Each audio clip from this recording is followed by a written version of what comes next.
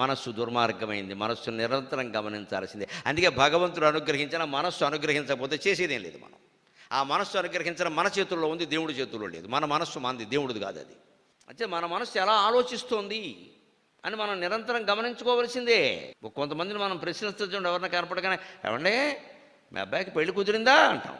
అసలు ఆ కుదిరిందా అని అడగడంలోనే మన లోపల ఉద్దేశం ఏంటో తెలుసండి, కుదరకపోతే బాగుండు. కుదిరిందనే వార్త ఆశించి మనం అడగమండి. దయచేసి నిష్కల్మషంగా ఆలోచిద్దాం. మాటిమాటికి అడుగుతామండి. కుదరలేదని మనకు తెలుసు. ఎందుకు అడుగుతున్నామమ్మా?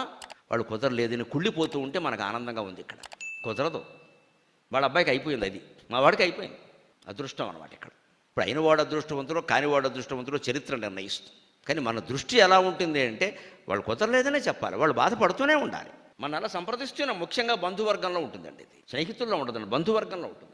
ఇలాగే ఆలోచిస్తారు వాళ్ళు. అలా దిగజారిపోయి ఉండాలి. అలాగా అవి కుదరదు, అలా ఉండకూడదు. వాళ్ళు ఎంత గొప్ప వాళ్ళైనా సరే వాళ్ళ ఇంట్లో ఏదో కుళ్ళు జరుగుతూ ఉండాలి. మనం చెప్పుకుని ఆనందిస్తూ ఉండాలి. ఎందుకంటే వాళ్ళు మన బంధువులు, అది పాపం. ఇదే అంతరంగం అంటే ఇది. మనం మనస్సుని ఇంత కొండబెట్టుకున్న తర్వాత మనకి భగవంతుడు ఏం చేస్తాడండి? మన కర్మ అంటే ఇదే కదా. ఇది మారట్లేదే. సరే, ఇది జరిగిందా, మీ అబ్బాయికి ఉద్యోగం వచ్చిందా అని అడిగే ముందు రావాలి అని మన మనస్సు కోరుకుంటుందా? కోరుకున్నప్పుడు అడగద్దు దయచేసి. వాళ్ళ పాటలు వాళ్ళు పడతారు, మనకెందుకండి? ఆడపిల్లకి పెళ్లి చేయడానికి తల్లిదండ్రులు ఇబ్బంది పడుతున్నారండి. వాళ్ళ పాటలు వాళ్ళు పడుతున్నారు. 4-5 ఏళ్ళు ఏది కుదరలేదు. వాళ్ళు కనిపించినప్పుడు అమ్మాయికి పెళ్లి సంబంధం కుదిరిందా? కుదిరితే చెబుతారు కదమ్మా. ఎందుకు అడుగుతావు? అడిగి అడిగి గుచ్చి ఏడిపించడం మనకి ఎంత ఆనందమో, పైశాచిక ఆనందం. ఇంగ్లీష్లో దీన్నే శాడిజం అంటారు. ఈ వ్యాఖ్యానాలు మానుకుంటే సప్తాహాలు కూడా అక్కర్లేదండి. వెంటనే మన మనస్సు మారుతుందండి. ఏది లేదో దాని గురించి మనం అడగకూడదు. ఏది ఉందో దాన్ని ప్రశంసిస్తే అప్పుడు మనకి భాగవతం అర్థమైనట్టు లెక్క. పిల్లలు ఉన్న వాళ్ళ దగ్గర పిల్లల గురించి మాట్లాడండి, లేని వాళ్ళ దగ్గర మాట్లాడద్దు. పెళ్ళి అయిన వాళ్ళ దగ్గర పెళ్లి గురించి మాట్లాడండి, కాని వాళ్ళ దగ్గర మాట్లాడద్దు. వాళ్ళకి తెలుసు చేసుకోవాలని. నువ్వు చెప్పినంత మాత్రాన్ని ఏం తొందరపడి చేసుకోడు, నువ్వు చెప్పకపోతే ఆగడు. సరే, వ్యాఖ్యానించడంలోనే, ప్రశ్నించడంలోనే మనకు ఒక పైశాచిక ఆనందం ఏమిటంటే, వాళ్ళు కుదరకుండా ఉండాలి, వాళ్ళు దుఃఖపడాలి. ఈ బుద్ధి మనం మార్చుకోకుండా శ్రీ మహావిష్ణువుని వచ్చి మార్చమంటే ఆయనకేమిటి పని? బుద్ధి నీదా ఆయనదా? ఈ ప్రయత్నం కూడా మనం చేయమండి, తోసేస్తాం అలాగా. అందుకే మనకి ఎన్ని గ్రంథాలు చదివినా, ఎన్ని జన్మలు ఎత్తినా రాదండి. మోక్షం పక్కనట్టండమా, మనశ్శాంతి లేదు. ముందు మోక్షం పక్కనట్టండి, మనశ్శాంతి లేదు. సాధారణంగా ఏదైనా ఆందోళన కలిగిందనుకోండి, దుఃఖం వచ్చిందనుకోండి, ఉద్యోగం కూడా మానేసి ఇంట్లో కూర్చుని గంటకోసారి టీ తాగుతూ భార్యతో అదే చర్చిస్తాడు. ఒక భయంకరమైన వ్యాధికి దారితీస్తుంది. ఆందోళనగా ఉన్నప్పుడు ఎప్పుడు 2 పనులు చేయాలి, గుర్తుపెట్టుకోండి. 2 పనులు మానకూడదు. 1 దైనందిన కృత్యాలు మానకూడదు, 2 దైవస్మరణ మానకూడదు. ఈ 2 చేయాలి.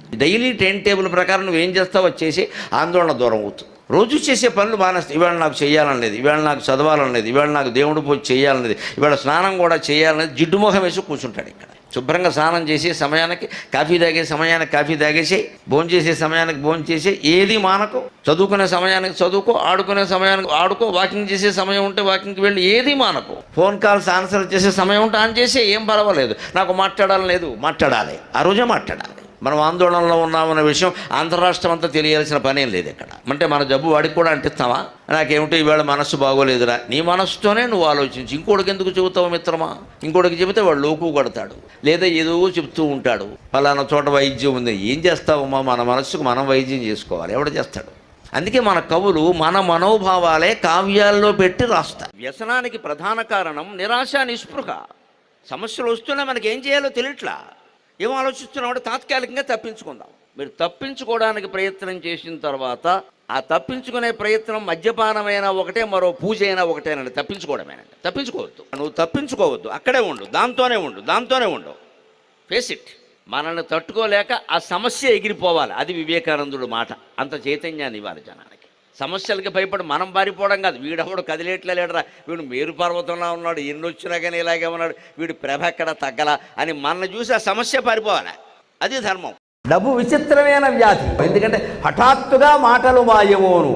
అంతవరకు మనతో మాట్లాడే మిత్రుడు 2 కోట్లు సంపాదించగానే మాట్లాడడం మానేస్తాడు. ఎందుకని? మాట్లాడితే అప్పు అడుగుతాడేమో అని. కనబడినా పలకరించకుండా వెళ్ళిపోతాడు. మేలుబ్బును, ఎక్కడ లేని ఉబ్బు వచ్చేస్తుంది శరీరంలో. ఓ కొత్త కాంతి. అలా చూడడం, ఇలా చూడడం. ఎవరూ ఫోన్ చేయకపోయినా సరే జేబులోంచి ఫోన్ తీసి ఏటో మాట్లాడతాడు. ఎవరూ చేయాలి, ఇదో డ్యాన్స్. కానీ అయినా సరే ఇలా పెట్టి అటు తిరిగి ఇటు తిరిగి ఉండు అంటూ అక్కడ ఏదో పెద్ద అర్జెంట్ అయినట్టు. అక్కడ ఇదే మేలుబ్బు. నవ్వు కృత్రిమము, ఏది సహజంగా నవ్వడండి. ఎందుకంటే సహజంగా నవ్వితే ఆ నవ్వు కారణంగా వాళ్ళకి చనువు ఎక్కువైపోతుందేమో, మన దగ్గర డబ్బులు పట్టుకెళ్ళిపోతారేమో ఏదో ఒక రకంగా అని నవ్వడు. అదో రకంగా నవ్వుతాడంటే అది నవ్వో ఏడుపో కూడా మనకు అర్థం కాదు. ఊగుసునుండును కాలి మీద కాలు, మామూలుగా ఉండండి ఇలా మాట్లాడతాడు, ఇంకా కాలిమీ కాలేసి. అంతవరకు వీడి కొడుక్కి వచ్చినటువంటి చదువు ఆ తర్వాత ఇక రాదండి, అయిపోయింది లెక్క. డబ్బు అబ్బదు విద్య అక్షరము, ఆప్తులు చులకన. పిల్లల విషయంలో తల్లిదండ్రులు చాలా జాగ్రత్తగా ఉండండి. గడచిన విషయాల గురించి వాళ్ళు ఆలోచించకుండా చూడండి. పెద్దవాళ్ళు కూడా అది ఆలోచన చేస్తారు. తల్లిదండ్రులు మాట్లాడుకుంటూ ఉంటే పిల్లలు వింటూ ఉంటారు. మన నోట ఎంతసేపు అప్పుడు పెళ్ళప్పుడు మీ వాళ్ళు మాకు ఏం పెట్టారు అని భార్య అందరికీ, అమ్మ పెళ్లి జరిగి 8 ఏళ్ళేది 20 ఏళ్ళేది, ఇప్పుడు ఎందుకు చెబుతున్నాం ఇక్కడ గొడవ? పెళ్ళప్పుడు మీ వాళ్ళు మాకు ఏం పెట్టారు అంటే అత్తగారికో మావగారికో వాత. ఆయన ఏమంటాడు, మీ వాళ్ళు ఏమైనా పెట్టారంటే ఇక్కడ చీపురు చాట అంటాడు ఆయన. ఈ గొడవ పిల్లలు వింటారు. కాబట్టి ఇవాళ ఏమిటో తెలుసా, నేను ఈ మధ్య కొత్త వార్తలు వింటున్నానండి, విషాద వార్తలు. ఏమిటో తెలుసా, యువతరంలో చాలామంది పెళ్ళిళ్ళు చేసుకోమని చెబుతున్నారండి. మేము పెళ్లి చేసుకోం, వద్దు అంటే తల్లిదండ్రులు మొహం ఇచ్చి మీరు కొట్టుకు చెప్తున్నారుగా, మమ్మల్ని కూడా అలాగే చావమంటారని అడుగుతున్నారు. ఇది వాళ్ళ అనుభవం. వాళ్ళని తప్పు పట్టగలమా మనం? ఎందుకంటే వాళ్ళ ముందే దెబ్బలాడుకుంటున్నాం మనం, వాళ్ళ ముందే అభిప్రాయ భేదాలు ప్రకటించుకుంటున్నాం. కనీసం కాస్త ఆగుదాం, పిల్లలు వెళ్ళే వరకు ఆగుదాం, తలుపు వేసిన తర్వాత ఎవడ కాళ్ళలో పట్టుకుందాం కావాలంటే అని లేదండి. అని ఎంత మాటైనా ఆయన మొగుండి, ఎంత మాటైనా ఆయన భార్యని. తాళిగట్టిన భార్య మీద ఎంత కోపం వస్తే మాత్రం అలా అశ్లీలంగా ఎలా మాట్లాడతామంటే, తాళిగట్టాం ఆవిడకి, ఆవిడ మనకి అంకితమై ఉంది. ఆవిడ సీత అయితే మనం రాముడే ఖచ్చితంగా. ఎంత మాట అంటావు, ఎలా అంటావు, తాగితే మాత్రం అంటావా? ఆ మాట పిల్లలు వింటే వాడు పెళ్ళాన్ని అలాగే అంటాడు, మొత్తం పరంపర. అందుకని గతే లోకేన కర్తవ్యగా, గడిచిన విషయాలు ఎప్పుడు మాట్లాడొద్దండి. సంసారాల్లో, జీవితాల్లో, చదువులో, ఎక్కడైనా సరే గడిచింది మాట. అన్నా నీది నాది ఒకటే క్యాస్ట్ అమ్మా, మన క్యాస్ట్కి మనం చేసుకోకపోతే ఎవరికి చేసుకుంటాం? ఎక్కడి నుంచి వచ్చిందో ఈ క్యాస్ట్, ఎప్పుడు వచ్చింది ఈ క్యాస్ట్? దేశాన్ని మొత్తం పట్టి పీడిస్తున్న మహాశాపం ఈ క్యాస్ట్ అమ్మ. రాజకీయాల్ని శాసిస్తున్నది కులం, మన జీవితాలని శాసిస్తున్నది కులం. ఈ కులం అనేది భారతదేశం నుంచి వెళ్ళి బంగాళాఖాతంలో కలిసినప్పుడు మొత్తం దేశం అంతా బాగుంటుంది, అనుమానం వెళ్ళేది. నాకేం మొహమాటంలా చెప్పడానికి, కులాన్ని బంగాళాఖాతంలో కలిపేస్తేనే దేశం బాగుంటుంది. మీ కులం ఏమిటంటే నోరు మూసుకోమని చెప్పండి, దయచేసి చెప్పకండి. నా దగ్గరికి జనాభా లెక్కల వాడు తెలంగాణలో వస్తే నా కులం అడిగితే నేను చెప్పనని చెప్పాను. అయినా నా కర్మ ఏమిటో తెలుసు, నాకు తెలుసును సార్ అని వాడు రాసేసుకున్నాడు, నమశివాయ. కానీ నేను సంతృప్తిగానే ఉన్నాను, నేను చెప్పలేదుగా, నాకు అక్కర్లేదండి కులం లేదని రాయండి అన్న. కులం లేదని చెప్పాను, నాకు లేదని రాయండి. దేనికి కులం? చచ్చిపోతున్నారు ఇక్కడ. కులాచారాల్లో గొప్ప ఉంటాయండి, పాటించవచ్చు. కానీ ఒక్కటి గుర్తుపెట్టుకుందాం, హిందువులుగా గడప లోపలే కులం, గడప దాటితే సమాజం. ఖచ్చితంగా అదే దృష్టి ఉండాలి. నీ పిల్ల పెళ్ళికో కొడుకు పెళ్ళికో నీ ఇంట్లో ఆచారాలు ఏముంటే ఆవిడ పాటించవయ్యా. అత్తగారో మావగారో చెబుతారు కులాచారాలు పాటించు. బయటికి వెళ్ళి కులం గురించి మాట్లాడతావు, బుద్ధి లేదా, జ్ఞానం లేదా? సిగ్గుపడాలి కులం గురించి మాట్లాడడానికి. జాతులు చెప్పడం, మనం కులం చెప్పుకొని ఓట్లు వేయించుకుంటున్నాం, కులం చెప్పుకొని ఓట్లు అడుగుతున్నాం, కులం చెప్పి అందరినీ కాకాపడుతున్నాం. మన క్యాస్ట్కి మనం చేసుకోకపోతే ఎలాగంటే ఇంకోటికి చేయొద్దా, వీడికే చెయ్యాలా?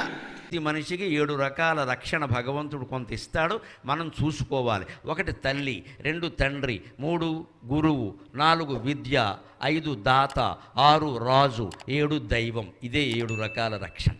ముందు తల్లి రక్షణ, అది లేకపోతే అనాథ అయినట్టే లెక్క. తండ్రి ఉన్నా కూడా తల్లి పెంపకం వేరు. సరే ఏదో సర్దుకుంటాం, కనీసం తండ్రి ఉంటే. తల్లి తండ్రి లేకపోతే చెప్పక్కర్లేదు ఇంకా. అంటే తల్లి రక్షణ ఒక రక్షణ. 2వది తండ్రి, 3వవాడు గురువు, చదువు చెప్పేటువంటి గురువు, 4వవాడు అతను నేర్చుకున్న విద్య, ఆయన బాగా చెప్పాడు వీడికి రావాలిగా.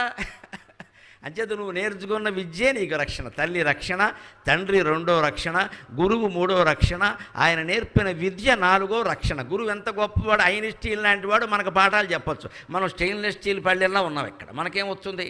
ఐన్స్టీన్ మా గురువు గారు అని చెప్పుకోవడమే, నీకేమి రాలేదు ఇక్కడ. అంచేత నువ్వు నేర్చుకుంటేనే నీకు వచ్చింది. వశిష్ఠుడి దగ్గర పాఠం చెప్పుకున్నామంటే కుదరదు. పాఠం నీకు వచ్చిందే లేదే చెప్పు. వశిష్ఠుడి దగ్గర చదువుకున్న వాళ్ళు అందరూ రామచంద్రమూర్తి లాంటి వాళ్ళు కాదు ఇక్కడ. మాస్టర్ గొప్పవాడైతే పిల్లలందరికీ రావాలని ఏం లేదు. ఆయన అందరికీ సమానంగానే చెప్తాడు. వీడు గ్రహించే శక్తిని బట్టి ఉంటుంది. సెల్ ఫోన్లో కరెంట్లో ప్లగ్ ఉందండి, సాకెట్లో ప్లగ్ ఉందండి. మన సెల్ ఫోన్ సరిగ్గా లేకపోతే ఏ వైర్ పెట్టినా ఎక్కదో. ఒకవేళ సెల్ ఫోన్ కూడా సరిగ్గా ఉన్న వైర్ సరిగ్గా లేకపోతే రాదు ఇక్కడ. వైర్ లేకపోతే సాకెట్ ఏం చేస్తుంది, ఫోన్ ఏం చేస్తుంది. అంచేత గురువు ఏం చేస్తాడో చదువు రాకపోతే వీడు నేర్చుకోవాలి కదా కూర్చుని ఇక్కడ. అంచేతన విద్య. దాత ఎప్పుడూ జీవితంలో మనకి పెళ్ళికనో లేదు సంసారం కుటుంబం పెట్టడానికనో ఇల్లు కొనుక్కోవడానికనో ఉద్యోగానికనో దేనికో ఒక పెద్ద సహాయం చేసిన మహానుభావుడు ఉంటారు, స్త్రీ అయినా పురుషుడైనా. వారిని జీవితంలో తండ్రిగానే భావించాలి, వారిని మనం మర్చిపోకూడదు. ఎంత ఖ్యాతి మనకి రాని ఎన్ని కోట్లు మనం సంపాదించాలి. 10వ తరగతి పరీక్ష ఫీజు ఎవరో కట్టారు మన బదులు. ఆ పరీక్ష ఫీజు కట్టకపోయి ఉంటే మనం ఇవాళ పీహెచ్డీ చేసేవాళ్ళం కాదు. ఆయన మర్చిపోకూడదు. ఆ ఊరు వెళ్ళినప్పుడల్లా ఆయన ఇంటికి వెళ్ళి దండం పెట్టి రావాలి. అదే దాత. ఆయనకి ఏ సంబంధం లేకపోవచ్చు, తల్లి తండ్రి గురువు ఏం కాదు, దాత, ఊళ్ళో దాత. ఆయనకి అలా దానం చేయడం అలవాటు. ఎవరో పిల్లాడండి చదువు లేక ఫీజు లేక, అదేమిటా మనం అంతా లేమా ఊళ్ళో అమ్మతం చదివించలేమా, దావాయా నాకు కడతా ఫీజు అంటాడు. అలాగే ఉద్యోగం వేయిస్తాడు, కుటుంబం నిలబెడతాడు. వీళ్ళందరూ దాతలు. 6వ రక్షణ రాజు. దేశాన్ని పాలించే ప్రభుత్వం కూడా మనకి రక్షణే. ప్రజాపాలకులు సరిగ్గా లేకపోతే మనం సరిగ్గా ఉండలేము. అంచేత పాలకుడైన రాజు కూడా రక్షణ. 7వది చాలా గొప్ప మాట, లాస్ట్ బట్ నాట్ లీస్ట్, చివరిదైనా చిన్నది కాని మాట, దైవం రక్షణ లేకపోతే ఈ రక్షణలు ఎన్ని ఉన్నా దండగా. ఈ 7 రకాల రక్షణ భర్త వల్ల భార్యకి లభిస్తుందమ్మా. పుట్టింటి నుంచి వెళ్ళిపోయావు కాబట్టి తల్లి ఆయనే, తండ్రి ఆయనే, గురువు ఆయనే, విద్య ఆయనే, ఏమిచ్చినా దాత ఆయనే, నిన్ను పాలించే రాజు ఆయనే, దైవము ఆయనే. అంచేత 7 రకాల రక్షణ ఒకే చోట దొరకాలి. సింగిల్ విండో సిస్టమ్ అంటే ఓన్లీ విత్ హస్బెండ్. అందుకని నువ్వు అక్కడికి వెళ్ళి రావడం మంచిది. జీవితంలో సుఖంగా ఉండాలంటే 3 మాటలు గుర్తుపెట్టుకోండి. ఇదివరకు చెప్పలా, ఇప్పుడు చెబుతున్నా. రాసి పెట్టుకుని చేయండి. మీకు దుఃఖం వస్తే నాది పూచి, కానీ ఖచ్చితంగా చేయాలి. 1, ఎప్పటి పనులు అప్పుడే చెయ్యాలి. 2, ఎక్కడ వస్తువులు అక్కడే పెట్టాలి. 3, ఎక్కడ విషయం అక్కడే వదిలేయాలి. ఈ 3 చేస్తే సుఖంగా.